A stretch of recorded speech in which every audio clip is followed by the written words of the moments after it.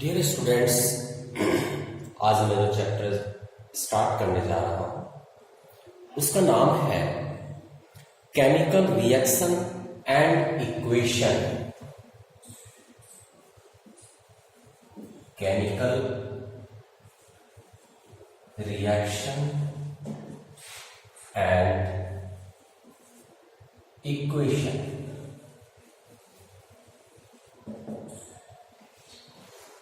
सबसे पहले हम ये जानने का प्रयास करेंगे कि what is chemical reaction. This is basic examples of chemical reaction. What we are seeing, we are seeing some compounds react and some compounds after reaction produced। यानी केमिकल रिएक्शन क्या है? एक प्रोसेस है। केमिकल रिएक्शन आपका एक process है जिसमें कि हम क्या देख रहे हैं? देख रहे हैं कि कुछ न्यू सब्सटेंस बन रहा है।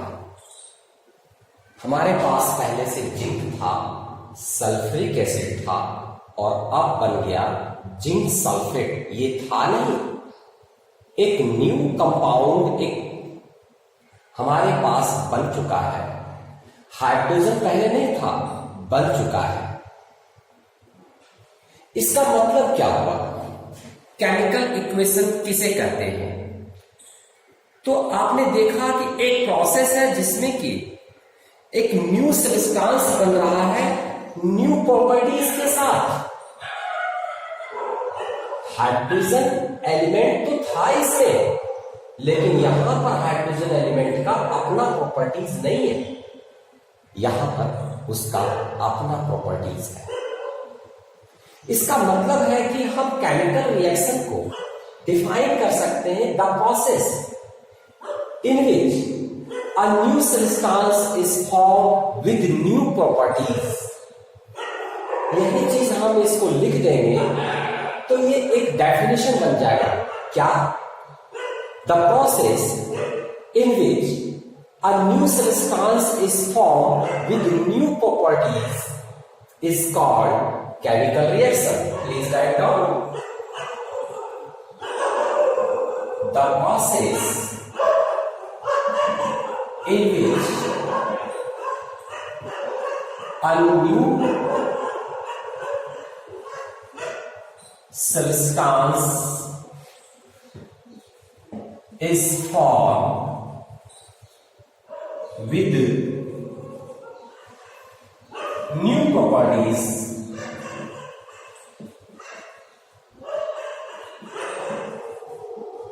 is called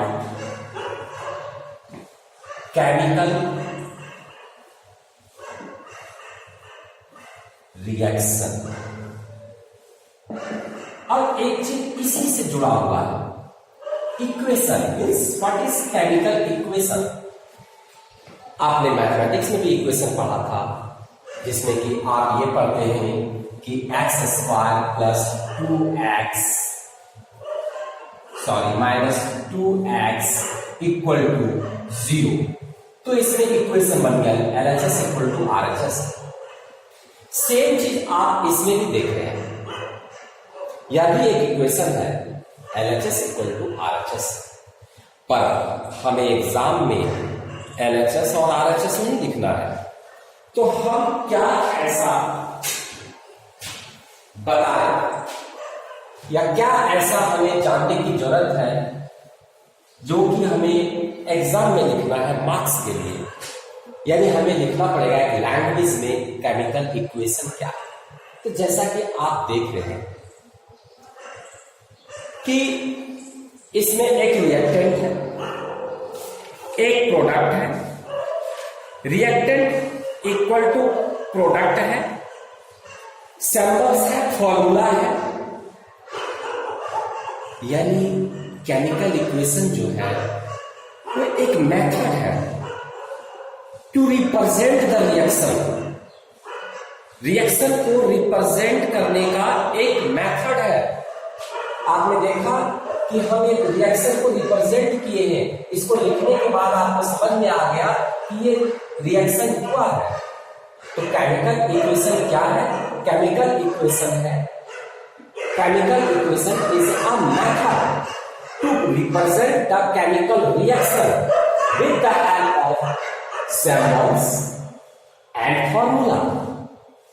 So you can write the chemical reaction,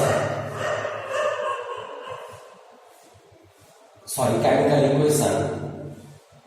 Chemical equation is a method to represent a chemical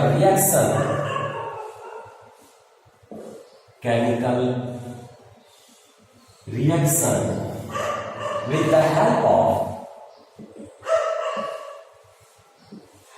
of symbols and formula. ये एक मेथड है केमिकल रिएक्शन को रिप्रेजेंट करने का। तो आपने ये समझा, मैंने आपको हेडिंग एक्सप्लेन किया कि केमिकल रिएक्शन क्या होता है और केमिकल इक्वेशन क्या होता है, और आपको एग्जांपल से समझाया। आपको ये बताया कि ये जो प्रोसेस है इसको केमिकल रिएक्शन कहते हैं, और रिप्रेजेंट करने का जो ये मेथड है उसको केमिकल इक्वेशन कहते हैं। इसके बाद हमें ये पढ़ना होता है कि केमिकल इक्वेशन बैलेंस कैसे करते हैं।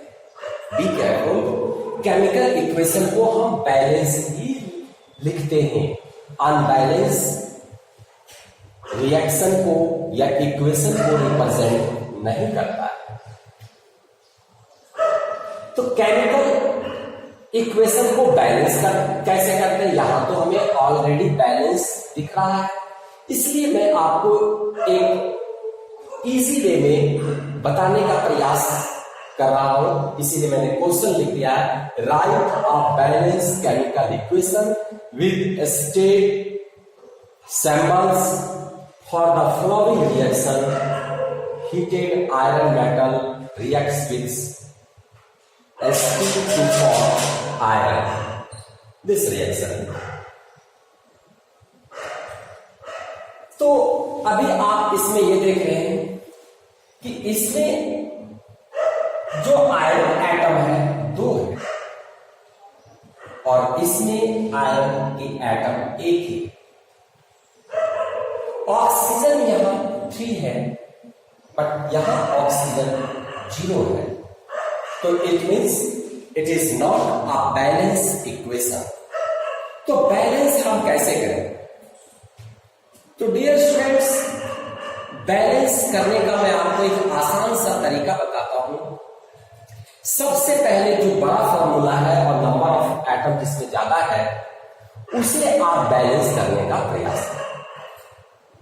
ये कोई हार्ड एंड फास्ट रूल नहीं है, पर ऐसा करना आपके लिए इजी होगा।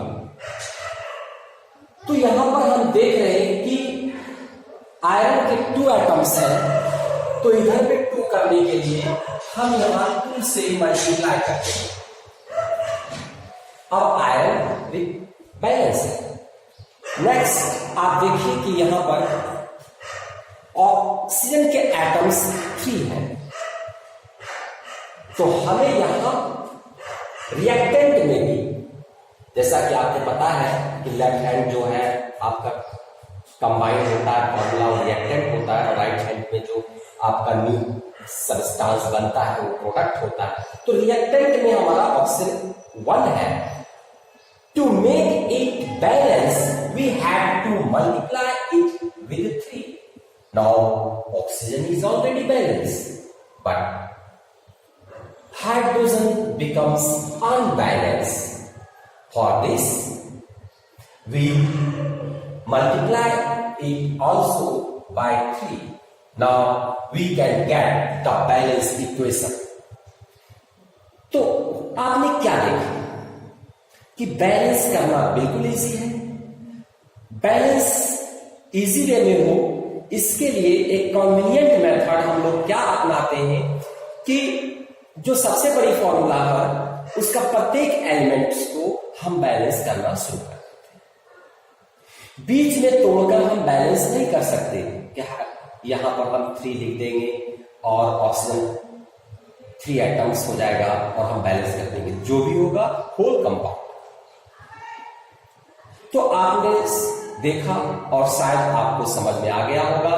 मैं फिर से थोड़ा रिपीट कर देता हूं कि किसी भी केमिकल इक्वेशन को बैलेंस करने के लिए आप क्या करेंगे, सबसे बड़े फॉर्मूला को पहले सेट, उसके प्रत्येक एलिमेंट को देखेंगे कि कितने से हमें किसको मल्टीप्लाई करना है। जैसे कि मैंने इसमें देखा कि आयरन के 2 एटम्स हैं, तो हमें पता चल गया कि लेफ्ट हैंड में हम 2 एटम 2 से मल्टीप्लाई कर देंगे तो आयरन बैलेंस हो जाएगा।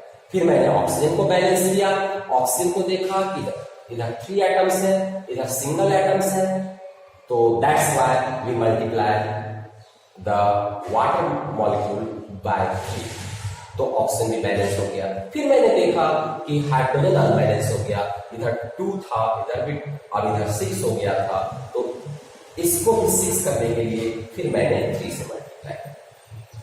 बहुत इजी है, इंपॉर्टेंट है, एग्जाम में भी बैलेंस करने के लिए आता है, इसलिए मैंने 2 बार आपको रिपीट कर दिया।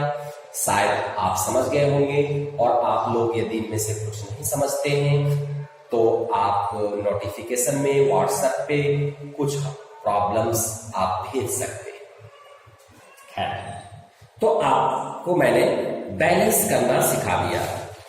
अब आप अपने से खुद से जब आप बैलेंस करने लगेंगे तो आपको अपना कॉन्फिडेंस आ जाएगा, और फिर यदि कुछ प्रॉब्लम होगा तो आप पूछिएगा, मैं आपको बताऊं।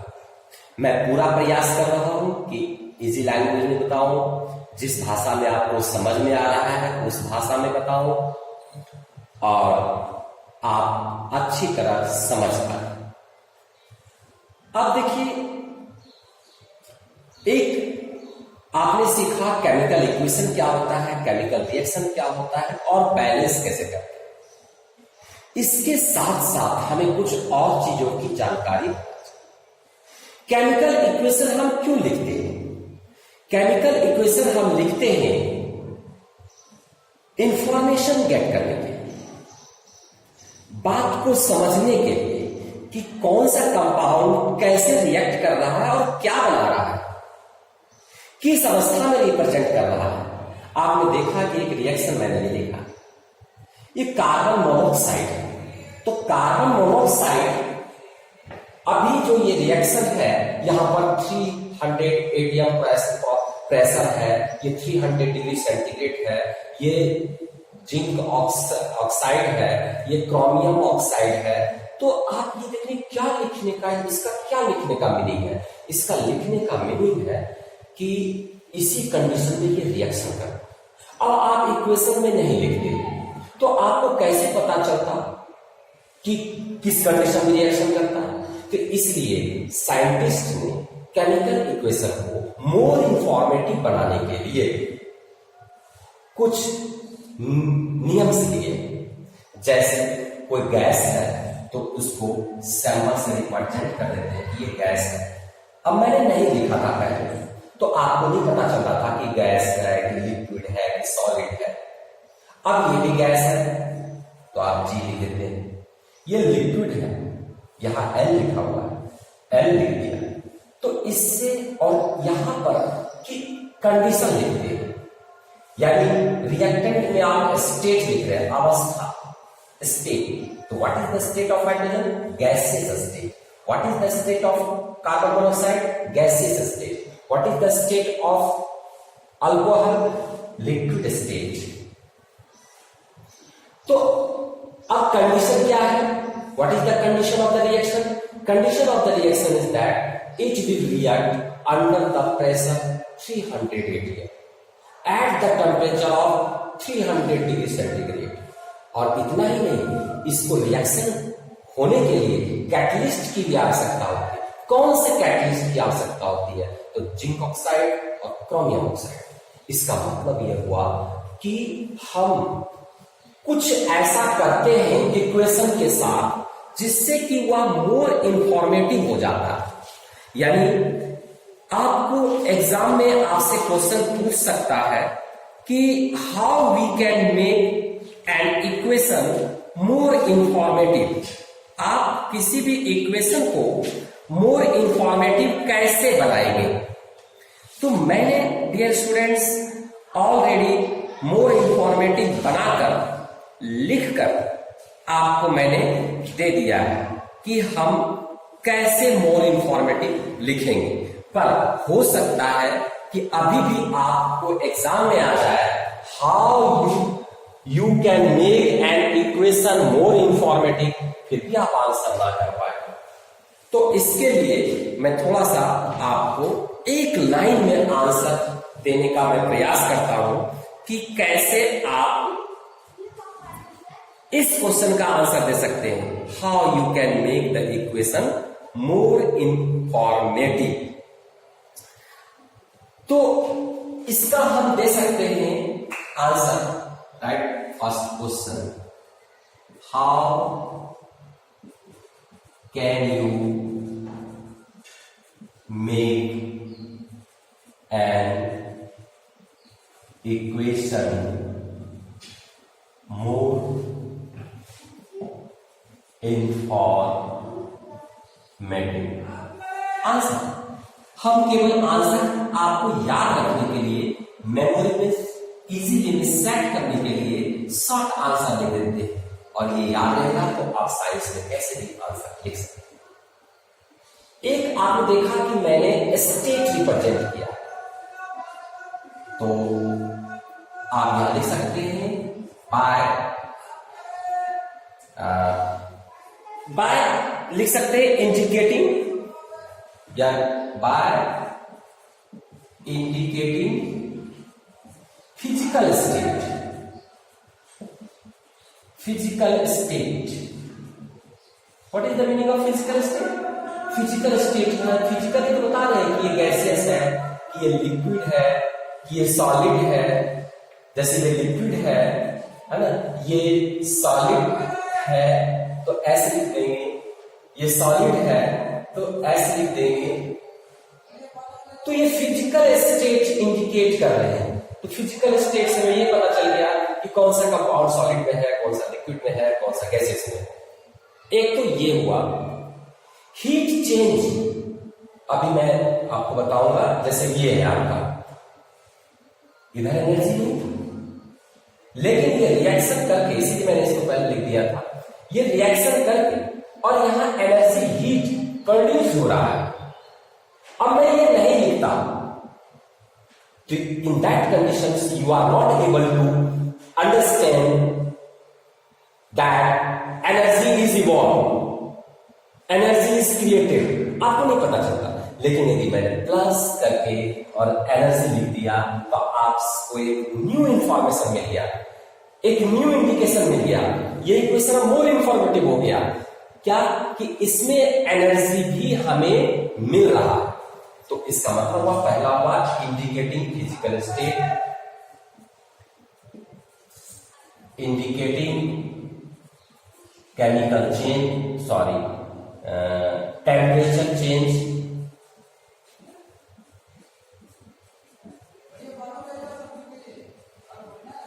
और किस कंडीशन में रिएक्शन हुआ। देखिए आप यहां कंडीशन बताया जा रहा है, स्टेट बताया, टेम्परेचर बताया और कंडीशन बताया।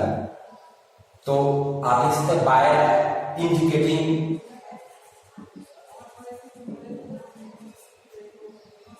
कंडीशन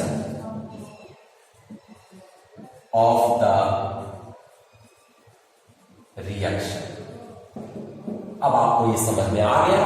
और आपको यदि एग्जाम में ये क्वेश्चन आता है, how can you make an equation more informative, तो आप लिख सकते हैं we can make an equation more informative by indicating physical state number 1, by indicating temperature change number 2, by indicating condition of the reaction number 3. आपको full marks दिए जाएंगे. तो dear students, मैंने अभी आपको पढ़ाया कि केमिकल रिएक्शन क्या होता है, केमिकल इक्वेशन क्या होता है, केमिकल इक्वेशन को मोर इंफॉर्मेटिव कैसे बनाते हैं, केमिकल इक्वेशन को बैलेंस कैसे करते हैं. ये चीज मैंने आपको आज बताया. जैसे मैं आपको कहूं कि इस इक्वेशन को मोर इंफॉर्मेटिव बनाइए, तो आप एनर्जी चेंज दिया हुआ है, आप यहां लिख सकते हैं कि ये लिक्विड में है, आप यहां लिख सकते हैं ये गैस है, ये गैस है ना, और ये आपका एक्वस सॉल्यूशन है.